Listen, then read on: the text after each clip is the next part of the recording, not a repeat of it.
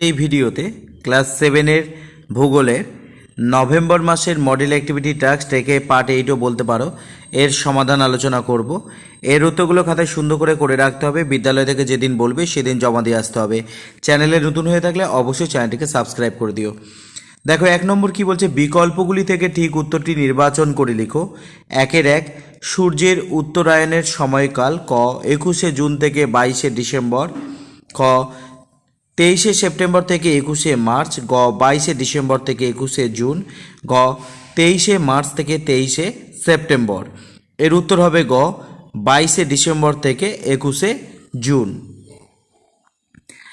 2 নম্বর, কোনো মানচিত্রে সমচাপ রেখাগুলি খুব কাছাকাছি অবস্থান করলে সেখানে ক বায়ুর চাপ বেশি হয়। খ বায়ুর চাপের পার্থক্য বেশি হয়। গ বায়ুর চাপ কম হয়। ঘ বায়ুর চাপের পার্থক্য কম হয়। সঠিক উত্তর হবে খ বায়ুর চাপের পার্থক্য বেশি হয়। এবার দেখো 3 নম্বর, টোকিও ইয়োকোহামা শিল্পাঞ্চলের উন্নতির অন্যতম প্রধান কারণগুলি হলো ক খনিজ ও শক্তি সম্পদের সহজলভ্যতা। খ স্বল্প জনঘনত্ব। গ উন্নত প্রযুক্তি ও দক্ষ শ্রম। ঘ সমুদ্র থেকে দূরবর্তী স্থানে অবস্থান। তো সঠিক উত্তর হবে গ উন্নত প্রযুক্তি ও দক্ষ শ্রম। 4 নম্বর, ভূভাগ ভাঁজ খেয়ে উপরের দিকে উঠে যে পর্বত সৃষ্টি করে তার উদাহরণ হলো ক সাতপুরা। খ ভোজ। গ কিলিমেঞ্জারো। ঘ হিমালয়। সঠিক উত্তর হবে ঘ হিমালয়। 5 নম্বর, ঠিক জোটটি নির্বাচন করো। ক নদীর উচ্চ প্রবাহ, ভূমির ঢাল কম। খ নদীর উচ্চ প্রবাহ, নদীর প্রধান কাজ ক্ষয়। গ নদীর নিম্ন প্রবাহ, ভূমির ঢাল বেশি। খ নদীর নিম্ন প্রবাহ, নদীর প্রধান কাজ বহন। উত্তর হবে খ নদীর উচ্চ প্রবাহ, নদীর প্রধান কাজ ক্ষয়। এবার দেখো 6 নম্বর, আফ্রিকা মহাদেশের মাঝ বরাবর পূর্ব পশ্চিমে বিস্তৃত কাল্পনিক রেখাটি হলো ক কর্কট ক্রান্তি রেখা। ক মকর ক্রান্তি রেখা। গ মূল মধ্যরেখা। ঘ বিষুব রেখা। তো সঠিক উত্তর হবে ঘ বিষুব রেখা। 7 নম্বর, পৃথিবীর ছাদ যে মালভূমিকে বলা হয় সেটি হলো ক ছোটনাগপুর মালভূমি। খ মালব মালভূমি। গ পামির মালভূমি। ঘ লাদাখ মালভূমি। সঠিক উত্তর হবে গ পামির মালভূমি। 8 নম্বর, নদীর উচ্চ প্রবাহে আই আকৃতির উপত্যকা সৃষ্টির অন্যতম প্রধান কারণ হলো ক ভূমির ঢাল কম থাকা। খ উপনদীর সংখ্যা বেশি থাকা। গ নদীর নিম্নক্ষয়ের ক্ষমতা বেশি হওয়া। ঘ নদীর পার্শ্বক্ষয়ের ক্ষমতা বেশি হওয়া। সঠিক উত্তর হবে গ নদীর নিম্নক্ষয়ের ক্ষমতা বেশি হওয়া। 9 নম্বর, যে রূপান্তরিত শিলা বিভিন্ন সৌধ নির্মাণে কাজে লাগে তা হলো ক চুনাপাথর। খ কাদা পাথর। গ ব্যাসল্ট। ঘ মার্বেল। তো সঠিক উত্তর হবে ঘ মার্বেল। এবার দেখো 2 নম্বর, শূন্যস্থান পূরণ করো। 2-1, নিরক্ষরেখা থেকে মেরুর দিকে অক্ষরেখার পরিধি ক্রমশ ড্যাশ থাকে। তো শূন্যস্থানে হবে ক্রমশ কমতে। 2 নম্বর, বায়ুতে জলীয় বাষ্পের পরিমাণ কমে গেলে বায়ুর চাপ ড্যাশ পায়। এখানে শূন্যস্থানে হবে বৃদ্ধি। 3 নম্বর, এশিয়া মহাদেশের একটি উত্তর বাহিনী নদী হলো ড্যাশ। তো এই শূন্যস্থানে হবে লেনা। 3 নম্বর, বাক্যটি সত্য হলে ঠিক এবং অসত্য হলে ভুল লেখো। 3-1, ব্যবচ্ছিন্ন মালভূমির একটি উদাহরণ হলো ছোটনাগপুর মালভূমি। এটা সত্য, তাই জন্য এখানে ঠিক লিখতে হবে। 3-2, শীতল ও শুষ্ক জলবায়ুতে মাটি সৃষ্টি হতে বেশি সময় লাগে। এটা সত্য, এখানে ঠিক লিখতে হবে। 3 নম্বর, জুলাই মাসে উত্তর আফ্রিকায় যখন গ্রীষ্মকাল, দক্ষিণ আফ্রিকায় তখন শীতকাল। এটা যেহেতু সত্য তাই জন্য এখানে ঠিক লিখতে হবে।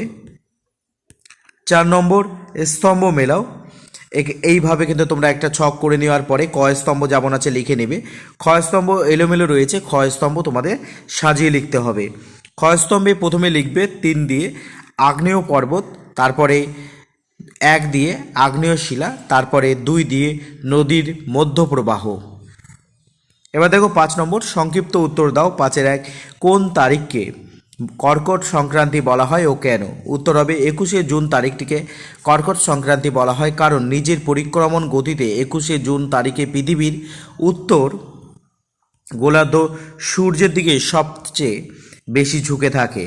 ওই দিন সূর্যকিরণ কর্কট ক্রান্তি রেখার ওপর লম্বভাবে পড়ে বলে 21 জুন তারিখকে উত্তর গোলার্ধের দিন সবচেয়ে বড় এবং রাত সবচেয়ে ছোট হয়। আর দক্ষিণ গোলার্ধের ঠিক এর বিপরীত অবস্থার সৃষ্টি হয়। 21শে জুন সূর্য উত্তরায়ণের শেষ সীমা কর্কট ক্রান্তি রেখার ওপর পৌঁছায় বলে 21শে জুন দিনটিকে কর্কট সংক্রান্তি বলা হয়। এবার দেখো 5-2 নম্বর, অক্ষরেখা ও দ্রাঘিমা রেখার একটি করে বৈশিষ্ট্য উল্লেখ করো। উত্তর হবে অক্ষরেখাগুলি পূর্ণবৃত্ত আর দ্রাঘিমা রেখাগুলি অর্ধবৃত্ত। 5-3 নম্বর, সুউচ্চ হিমালয় পর্বত কিভাবে আমাদের দেশের জলবায়ুকে প্রভাবিত করে। উত্তর হবে ভারতের উত্তর দিকে প্রাচীরের মতো সুউচ্চ হিমালয় পর্বত অবস্থান করছে। এই পর্বত থাকায় দক্ষিণ পশ্চিম মৌসুমী বায়ু এখানে বাধাপ্রাপ্ত হয়ে উত্তর পূর্ব ভারতে প্রচুর বৃষ্টিপাত ঘটায়। অপরদিকে শীতকালে উত্তরের শীতল সাইবেরীয় বাতাস ভারতে প্রবেশে বাধা পায়, ফলে ভারতের শীতের প্রকট কম হয়। 5-4 নম্বর, ভূমির ঢাল ও উচ্চতার ভিত্তিতে মালভূমি ও সমভূমির পার্থক্য নিরূপণ করো। এখানে আমাদের বিষয়গুলো দিয়ে দিয়েছে। প্রথম বিষয় হচ্ছে ভূমির ঢাল। মালভূমির ক্ষেত্রে লিখতে হবে চারিপাশে খাড়া ঢালযুক্ত হয়ে থাকে। সমভূমির ক্ষেত্রে লিখতে হবে উপরিভাগ সমতল বা ঢেউ খেলানো হয়ে থাকে। পরের বিষয় হচ্ছে উচ্চতা। মালভূমির ক্ষেত্রে লিখতে হবে গড় সমুদ্রপৃষ্ঠ থেকে 300 মিটারের বেশি উঁচু বেশি। সমভূমির ক্ষেত্রে লিখতে হবে গড় সমুদ্রপৃষ্ঠ থেকে 300 মিটারের কম উঁচু। এখানে বেশি দুবার হয়ে গেছে, একবার কেটে দিবে। 6 নম্বর, নিচের প্রশ্নগুলির উত্তর দাও। 6-1, মেরু অঞ্চল ও নিরক্ষীয় অঞ্চলে বায়ুর উষ্ণতার তারতম্য কিভাবে দুই অঞ্চলের বায়ুচাপকে নিয়ন্ত্রণ করে তা ব্যাখ্যা করো। তো এর উত্তর হবে বায়ুমণ্ডলের উষ্ণতার সঙ্গে বায়ুচাপ ব্যস্তানুপাতে পরিবর্তিত হয়, অর্থাৎ বায়ুর উষ্ণতা বাড়লে বায়ুর চাপ কমে এবং উষ্ণতা কমলে বায়ুর চাপ বাড়ে। বায়ু উষ্ণ হলে হালকা ও প্রসারিত হয়, ফলে তার চাপ কমে যায়। এই কারণে নিরক্ষীয় অঞ্চলে সারা বছর প্রখর সূর্যের তাপে বায়ু উষ্ণ ও হালকা হয়ে নিম্নচাপের সৃষ্টি করেছে। অপরদিকে মেরু অঞ্চলে সূর্যতাপের অভাবে তীব্র শীতলতার কারণে বায়ু শীতল ও সংকুচিত হয়ে উচ্চচাপের সৃষ্টি করেছে। এবার দেখো 6-2 নম্বর, মাটির দানার আকারের উপর ভিত্তি করে মাটির শ্রেণীবিভাগ করো। প্রতিটি শ্রেণীর একটি করে বৈশিষ্ট্য লেখো। তো উত্তর হবে মাটির দানার আকারের উপর ভিত্তি করে মাটিকে 3 ভাগে ভাগ করা যায়, যথা 1 বেলে মাটি, মাটির দানার আকার মোটা, 2 এঁটেল মাটি, মাটির দানার আকার সূক্ষ্ম, 3 দোআঁশ মাটি, মাটির দানার আকার মাঝারি। এবার দেখো 6-3 নম্বর, নীল নদের ওপর কী উদ্দেশ্যে আসোয়ান বাঁধ নির্মাণ করা হয়েছিল। তো উত্তর হবে নীল নদের ওপর মিশরীয়রা বন্যা নিয়ন্ত্রণ ও কৃষি জমিতে জলসেচ এই দুটি মূল উদ্দেশ্যে আসোয়ান বাঁধ তৈরি করে। এবার দেখো 7 নম্বর, নিচের প্রশ্নগুলির উত্তর দাও। 7-1, এশিয়া মহাদেশের নিরক্ষীয় ও উষ্ণ মেরু জলবায়ু স্বাভাবিক উদ্ভিদের চরিত্রকে কিভাবে প্রভাবিত করে তা আলোচনা করো। তো উত্তর হবে প্রথমে এইভাবে লিখে নেবে। প্রথমে নিরক্ষীয় জলবায়ু ও স্বাভাবিক উদ্ভিদ। এশিয়া মহাদেশের নিরক্ষরেখার কাছাকাছি 10 ডিগ্রি উত্তর অক্ষরেখা থেকে 10 ডিগ্রি দক্ষিণ অক্ষরেখার মধ্যে ইন্দোনেশিয়া, মালদ্বীপ, শ্রীলঙ্কা, সিঙ্গাপুর প্রভৃতি দেশে নিরক্ষীয় জলবায়ু দেখা যায়। এই জলবায়ুর অন্যতম বৈশিষ্ট্য হলো অধিক উষ্ণতা, বার্ষিক গড় উষ্ণতা 25 থেকে 30 ডিগ্রি সেন্টিগ্রেড ও অধিক বৃষ্টিপাত, বার্ষিক গড় বৃষ্টিপাতের পরিমাণ 200 থেকে 300 সেমি। এই অধিক উষ্ণতা ও বৃষ্টিপাতের কারণে নিরক্ষীয় অঞ্চলে সারা বছর সবুজ পাতাযুক্ত শক্ত কাঠের চিরহরিত অরণ্যের সৃষ্টি হয়েছে। মেহগনি, রোজউড, আয়রন উড, সেগুন, আবলুস, রবার, কোকো, সিংকোনা প্রভৃতি এই অরণ্যের প্রধান উদ্ভিদ। উষ্ণ মেরু জলবায়ু ও স্বাভাবিক উদ্ভিদ।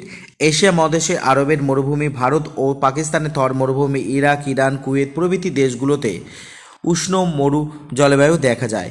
অধিক উষ্ণতা 35 ডিগ্রি সেন্টিগ্রেড ও অতি অল্প বৃষ্টিপাত 10 থেকে 25 সেমি এই জলবায়ুর অন্যতম বৈশিষ্ট্য, যার প্রভাব এখানকার স্বাভাবিক উদ্ভিদের ওপরও স্পষ্ট। বৃষ্টিপাত কম হওয়ার জন্য এখানকার গাছগুলোর কাণ্ড ও পাতা মোম জাতীয় পদার্থ দিয়ে ঢাকা থাকে, যাতে প্রচ্ছেদন প্রক্রিয়ায় গাছে জল বেরিয়ে না যায়। অধিকাংশ গাছই কাটা জাতীয় হয়ে থাকে, যেমন ক্যাকটাস, বাবলা, ফণিমনসা, খেজুর প্রভৃতি। এবার দেখো 7-2 নম্বর, আফ্রিকা মহাদেশের নিরক্ষীয় অঞ্চল ও ভূমধ্যসাগর সন্নিহিত অঞ্চলের স্বাভাবিক উদ্ভিদ কিভাবে জলবায়ু দ্বারা নিয়ন্ত্রিত তা ব্যাখ্যা করো। তো উত্তর হবে প্রথমে এই ধরনের হেডিং লিখে নেবে। নিরক্ষীয় অঞ্চল ও স্বাভাবিক উদ্ভিদ। আফ্রিকার নিরক্ষরেখার কাছাকাছি অঞ্চলে সারা বছর গরম 27 ডিগ্রি সেন্টিগ্রেড, মোট বৃষ্টিপাতের পরিমাণ 200 থেকে 250 সেমি, লম্বা সূর্যরশ্মি আর সারা বছর বৃষ্টিতে এখানে শক্ত কাঠের ঘন জঙ্গল সৃষ্টি হয়েছে। মেহগানি, রোজউড, এবনি এই ঘন জঙ্গলের প্রধান গাছ। ঋতু পরিবর্তন না হওয়ায় এবং সারা বছর বৃষ্টিপাত হওয়ায় এখানকার গাছগুলোর পাতা সবুজ থাকে, তাই এই অরণ্যের নাম নিরক্ষীয় চিরসবুজ অরণ্য। ভূমধ্যসাগরীয় অঞ্চল ও স্বাভাবিক উদ্ভিদ। আফ্রিকার একেবারে উত্তর পশ্চিম ও দক্ষিণ পশ্চিম অংশে ভূমধ্যসাগরীয় জলবায়ু দেখা যায়। এই জলবায়ু অঞ্চলে শীতকালে বৃষ্টি হয়, সারা বছরে 50 থেকে 100 সেমি বৃষ্টি হয়, গরমকালে বৃষ্টিহীন থাকে।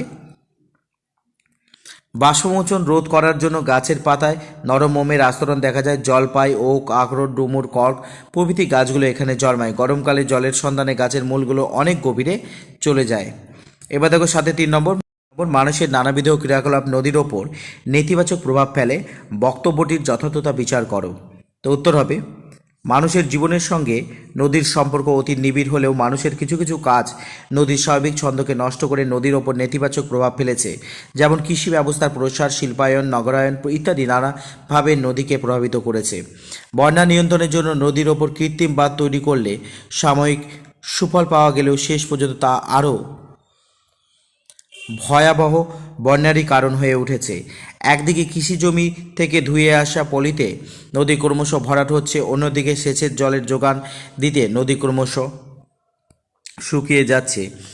শহর শিল্পাঞ্চলের বজ্র জল নদীকে অবাধে মিশে গিয়ে নদীর জল ক্রমশ বিষাক্ত হয়ে যাচ্ছে। তাই সবশেষে বলা যায়, মানুষের নানাবিধ ক্রিয়াকলাপ নদীর ওপর নেতিবাচক প্রভাব ফেলে। এই বক্তব্যটি যথার্থ। তোমাদের এখানে যেভাবে উত্তরগুলো করে দিলাম, তোমরাও খাতায় সেভাবে উত্তরগুলো করে রাখবে। বিদ্যালয় থেকে যেদিন বলবে সেদিন জমা দিয়ে আসতে হবে। চ্যানেলে নতুন হয়ে থাকলে অবশ্যই চ্যানেলকে সাবস্ক্রাইব করো। দেখতে থাকো। ধন্যবাদ।